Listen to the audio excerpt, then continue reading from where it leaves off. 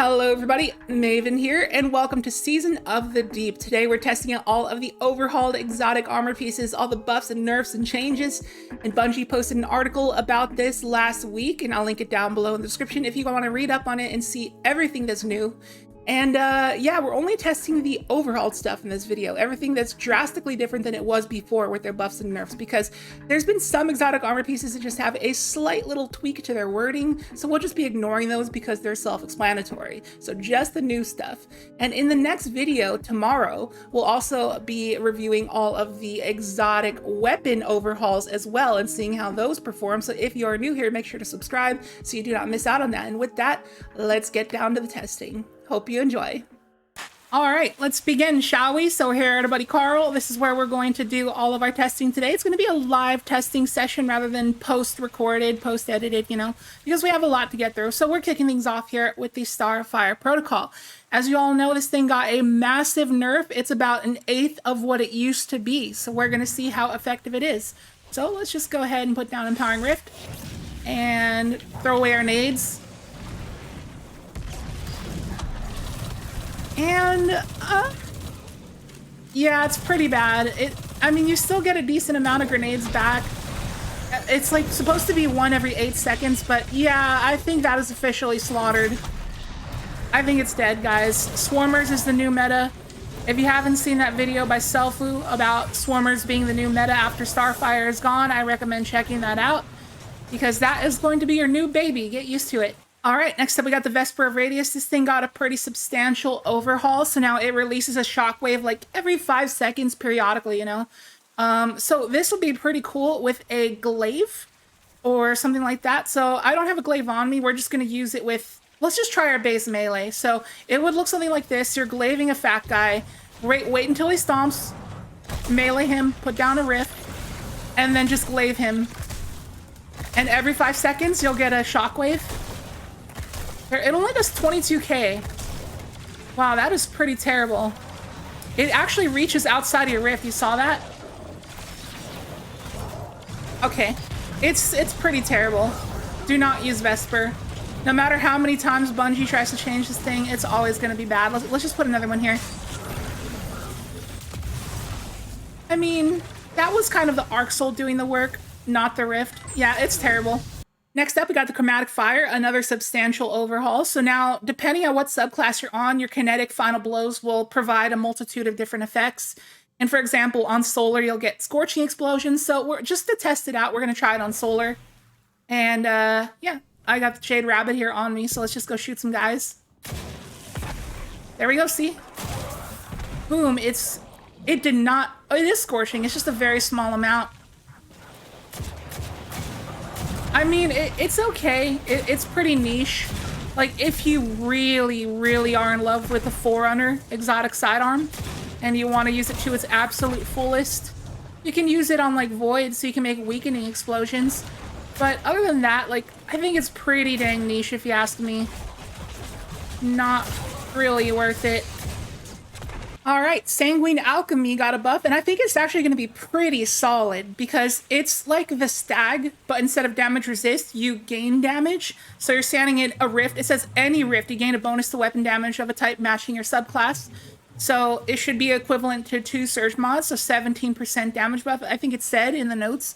So for example, let's try this out on Solar with Callous Mini Tool in a Healing Rift. So in a Healing Rift, let's see. Not these guys, let's just get them out of the way. Carl. 1567 in a Healing Rift, we do 1883 or 1833. So yeah, it said, watching my rift, it says on the left side of the screen, Solar Weapon Boost ×2. That is actually fairly solid for, like, you know, DPS, you know? Because you could essentially have a Well of Radiance not on Solar. Like, you could use that on Void and use, like, the weakening grenade, like Echo of Undermining, so you can provide the debuff and then stand in a rift and get the buff. So it's, like, a very big advantage. So I think the Sanguine Alchemy is actually pretty S tier. Not gonna lie. I mean, we need to experiment with it more, but it seems pretty S tier to me. All right, next up we have the Dawn Chorus. Now this thing used to buff Daybreak, but they furthered that buff and they said something about not needing Scorch stacks to deal additional damage. So We're testing against Carl still. We're doing all our testing against this Carl area. Now, keep in mind that, okay, do I have the hothead on me? I do. So from this exact hothead roll with impact casing and adept big ones, it takes like exactly 3 rockets to kill Carl. So that's going to be our only comparison here. So let's do it and see how much it takes. Wow, that's actually pretty strong. 3 rockets, 3 projectiles. So you can assume that every single projectile is a rocket. You know, that's actually pretty powerful. Not gonna lie. Like, that's a lot. Like, and also, if you go longer against like a fatter target, each subsequent Daybreak projectile increasingly ramps up in damage, so it just gets stronger and stronger. So over the course of it, you're throwing basically like 10 to 15 rockets at a boss. Like, that is actually no joke. I'm down to try that out for a different boss one of these days. Next up, we got the Promethium Spur. These things have always been garbage tier. And apparently, solar weapon final blows will grant us Rift Energy. While the Rift Energy is full, you will create a healing and empowering rift of the target's location. Now, I actually tried this before reset, before it was changed, and it literally did nothing. I think the exotic was bugged, and it literally did nothing. It wasn't functioning how it said. So, our Rift Energy looks like it is not going up at all. It literally looks unchanged after that. So it looks like the Rift Energy generated is not working. Now my Rift Energy is full, so a kill should generate a Rift. Let's see. Nothing. I have Daybreak equipped. It claims you need Daybreak equipped, and that is exactly what I got. I have no idea how to make this thing work. I seriously don't. Okay, so I have to stand in a Rift and then get solar kills. Nothing is happening. I never understood how to make... Okay, there we go. There we go. I got a little bit of energy. But I've never understood how to make this exotic work. It is just trash. Like, let me know in the comments what I'm doing wrong. Because I seriously do not understand. Okay, I see my Rift Energy going up. It's a very small amount. And it just seems like absolute cheeks. Like, screw it. I'm not even going to try this thing. I tried it. It did nothing. We're moving on. Next up, we got the Claws of Ahamkara. Now, this thing has built-in heavy-handed now, which is this mod here. Your powered melee final blows create orbs of power. So I wanted to see now, if I equip triple heavy-handed, in addition to the intrinsic heavy-handed that this thing now has, will it make that orb generate just a stupid amount of super energy? And you pair that with triple hands-on on your helmet, can you just generate stupid amounts of super energy? Let's find out. So I have heat rises on, jump in the air. Okay, where's the orb? Okay, watch my super energy. Let's see. Literal nothing. Literal nothing.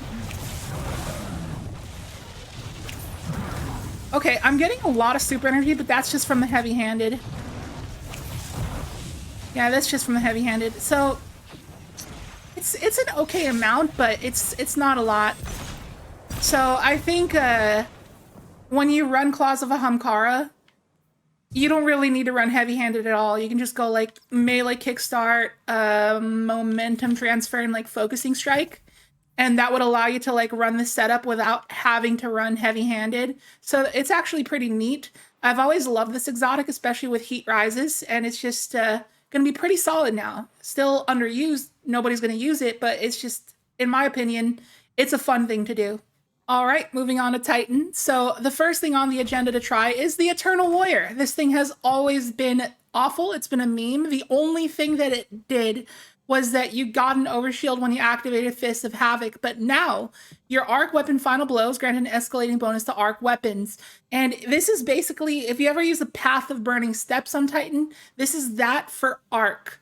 So this is going to be pretty fun. So let's throw in an arc subclass. I mean, we don't need to. You can literally use it on any class. You don't need to be on arc. But just saying. So I have the Trespasser here. So let's see how much damage we do at the base to the body. 3443. Let's activate Unrepentant. 10,000 something. I don't see any buffs coming up on the screen. Am I getting scammed? I don't see any buff to arc damage. Wait, what am I doing wrong? Do I need to have Fist of Havoc equipped? Let's equip Fist of Havoc and see if that changes anything. I don't think that's doing anything. There we go. Arc weapon boost. Arc weapon boost. There we go. That's more like it. That's more like it. Is it only one? Arc times 2. Arc weapon boost times 2. Times 3. Times 3. Times 4. We do a lot to Carl, but not enough to be jaw-dropping. So that's actually so much better than Path of Burning Steps. I know that they fixed Path of Burning Steps as well, but it functions the same sort of way as Path of Burning Steps, where, like, with the Path of Burning Steps, every kill has, like, a 50% chance to give you a stack of Firewalker. And this thing is the same way, except the buff lasted like 10 seconds. Like you saw it on the left side of the screen, it went up to 10 seconds. Firewalker on the boots, do I have it on me? I do not, but Firewalker only lasts 4 seconds. So this is straight up stronger than Firewalker, than Path of Burning Steps, while also having one would say a bigger upside. You know, the other effect of Firewalker of the Path of Burning Steps is that you can't be frozen by stasis. This one is that you get an Overshield and activating Fist of Havoc. And also, not to mention, Fist of Havoc also got a buff this season. So Eternal Warrior is just going to be very good for Adclair with arc weapons. It's going to be amazing with Trinity Ghoul, with Trespasser, and Risk Runner, and stuff like that. So pretty solid exotic now. Next up, we got Kepri's Horn. Now, this thing, the only thing it says in the notes is that it now scorches. So it sends that way forward and back. And I just want to see that if you have the Ember of Ashes equipped, will that scorch be high enough to ignite? Let's find out on Carl here. Look at me.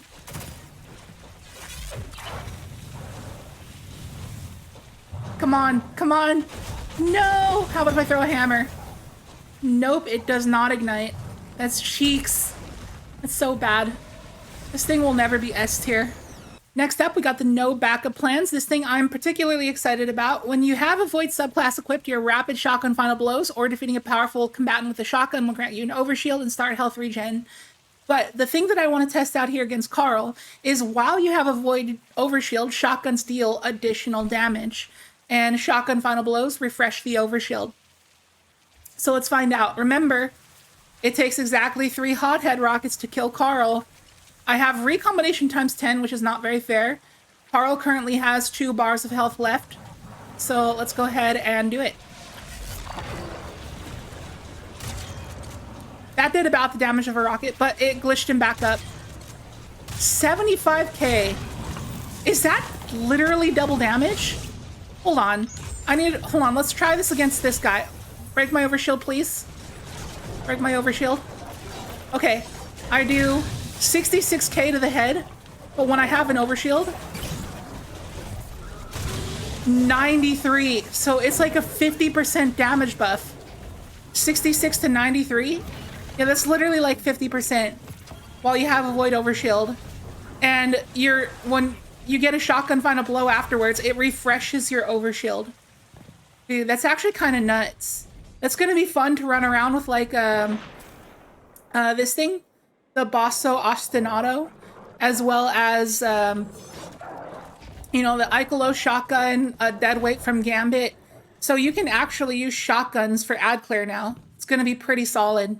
So I would definitely use this again in the future, and it might be cool with the Lord of Wolves. But anyways, moving on to our next exotic, the Second Chance. So this thing, it says that your shield throws now weaken targets. So let's find out how much that is. Let's just run over here to Carl real quick and shoot him yet again with our heritage. And let's compare the unbuffed damage first against the weakened damage. 55. 64. So I believe that is like similar to Echo of Undermining and also the Snare Bomb on Void Hunter. And Echo of Undermining provides a... Do I have it on here? Yeah. Your Void Grenades weaken targets. That provides a 15% debuff. And since the Snare Bomb on Hunter also provides a 15% debuff, I assume that Bungie is going to stick to the theme of what that's been following and just make it a 15% debuff. So this is actually a barrier destroyer because it one-shots, they updated it so it now one-shots barrier champions shields. And then also now it makes it so it fully restores your shield throw charge when you stun a champion. And then on top of that, it's gonna debuff them 15%. That is going to be an absolute barrier killer. If you're ever doing a Grandmaster where there's a lot of barrier champions, this is going to be S tier. It's literally just free stuns all day long. Next up, the Point Contact Cannon Brace. This is an exotic that we have waited patiently for so long to be meta. Bungie, don't disappoint us, please. We want to thunderclap things. So now, defeating targets with thunderclap restores a portion of your melee energy, and also it will jolt targets and create lightning strikes around you. So it also says being amplified increases the damage of these lightning strikes. Now my question is that will the lightning strikes punch a target that you punch that doesn't die? Or will it only strike lightning around the area? So let's find that out. Once we become amplified, we'll go after Carl. Try it out against this group of ads. It restored about 30% melee energy, which is not super ideal. Hold on, let's kill some ads here. Get our melee back because we have Pugilist. All right, we gotta get amplified. How do you become amplified? There we go, I'm amplified. Let's see if the lightning strikes will... Don't kill me. Okay, the lightning strike killed one of the ads off to the side, but still... Look at my melee energy. I killed an ad with a lightning strike and it didn't refund anything. It's like, I don't understand why you would use this thing. Hold on a second, let me go to collections. Exotic. Titan. So when the insurmountable Skull Fort exists, which fully restores your melee energy on an arc melee final blow, I could just have infinite thunder strikes. I can just use it for ad clear rather than like do a hit that jolts. I mean, it'll jolt targets if I use the cannon brace, but if I use insurmountable, I will literally have infinite thunderclaps. So it just feels like the point contact cannon brace is still pointless. All right, let's try it out against these guys. Okay, that did do a lot of damage. That did do a lot of damage. It just, I didn't even charge it and it just one-shot those yellow bars from full. Okay, but still, I don't know. It requires more testing. I'm sure some other YouTuber who's a Titan main, Cacus, As2Cross, somebody will post a build video on it and we'll see how powerful it really is. Moving on to the Stronghold, this thing got another complete overhaul. So now instead of just being immortal, after you block and you damage a target, you gain restoration for a duration determined by the number of shots blocked. So let's go and try it out here. We're pairing it with the Lament because this is what you always pair with a Stronghold. So we block shots and we get perfect guard buff that stacks up to 100. And then after I hit somebody, I gain restoration times 2 for 4 seconds at 100. How much for like a small amount of perfect guard?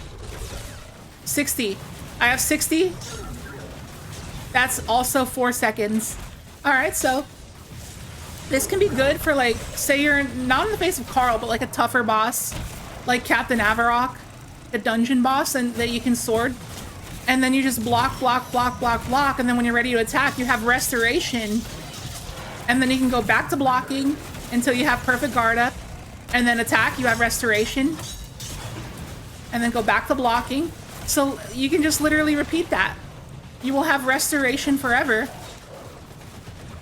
And, you know, you can just let your guard down, gain the restoration, attack them, block. And I sound like a broken record, but you get it. All right. Ending it off here with the Hunter, starting off with the Radiant Dance Machines. So this thing kills while you have your additional dodges, will now refresh your additional dodges. This is going to be pretty nutty along with the Reaper mod, so let's throw that on here. So this will what the heck is this? Okay, that's a topic for another video, but Reaper. So after activating your dodge, your next weapon final blow will make an orb. So we'll see how that is when we can dodge a million times. Let's try it out. I'm gonna use a machine gun here. So let's see. Dodge, kill, dodge, make an orb, kill, dodge, kill, make an orb, make an orb. Just constantly make orbs. Let's become an orb printer. Look at my multi-dodges! 10 seconds of multi-dodges? Okay, do these multi-dodges go away if I am not within proximity of enemies? I'm making so many orbs, guys. I'm making so many orbs. I just want to see. Just keep it going. Keep printing orbs.